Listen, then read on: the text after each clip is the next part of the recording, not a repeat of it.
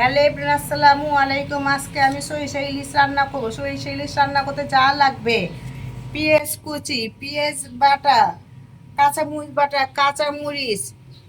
ইলিশ মাছকে আমি ভালো করে ধুয়ে কেটে নিয়েছি। আর নিয়েছি সরিষা ইলিশ মশলা, এগুলোতে আমি রান্না করব। পাতিল গরম হয়েছে, এখন পরিমাণ মতো সরিষা তেল দিয়ে দিলাম। তেল গরম হয়েছে, এখন পেঁয়াজের থেকে ভাজবো।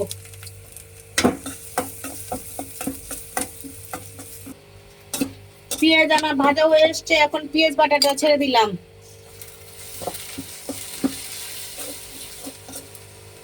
এখন কাঁচামরিচ বাটা নাই দিলাম, তাও আমি কাঁচামরিচ দিলাম, ঝালের জন্য একটু কাঁচামরিচ বাটাও দিয়ে দিলাম।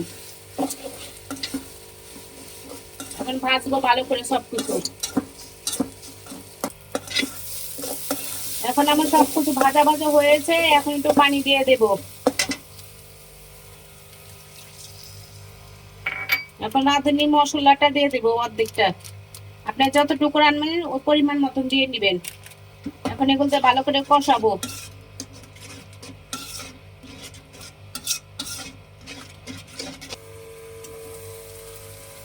মশলা আমার সবকিছু ভালো করে কষানো হয়েছে, উপর থেকে তেলে উঠেছে।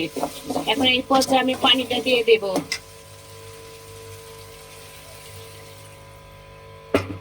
এখন পানিটা বলক আসলে আমি মাছটা দিয়ে দেব। এখন ঢেকে দেব একটুক্ষণ।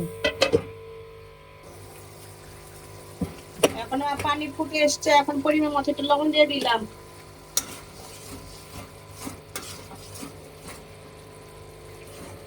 এখন আমার লবণ ভালো করে মিক্স করা হয়েছে, এখন মাছটা দিয়ে দেব।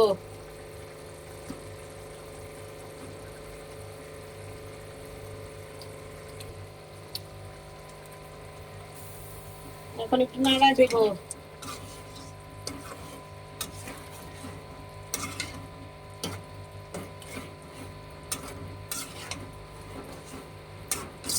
এখন কিছুক্ষণের জন্য ঢেকে দেব।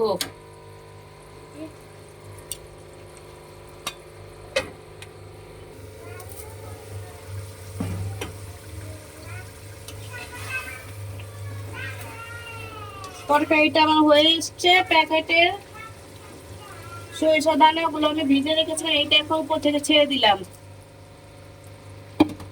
দিয়ে দিলাম কয়টা কাঁচামরিচ ফালি।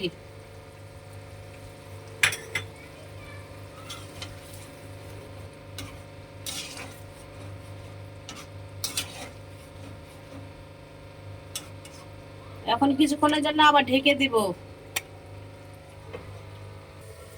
রাঁধুনি মশলার মধ্যে আমার যা কিছু দেওয়ার নিয়ম আছে সবগুলো দিয়েছি, শুধু কাঁচামরিচটা আমি বেশি দিচ্ছি, বাটাটা। মন চাইলে দিবেন, না মন চাইলে না দিবেন।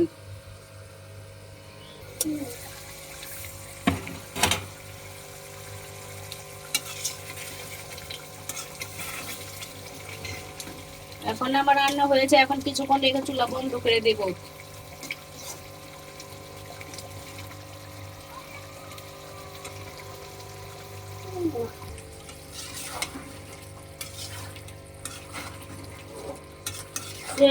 আমার হয়ে গিয়েছে, এখন আমি চুলাটা বন্ধ করে দেব।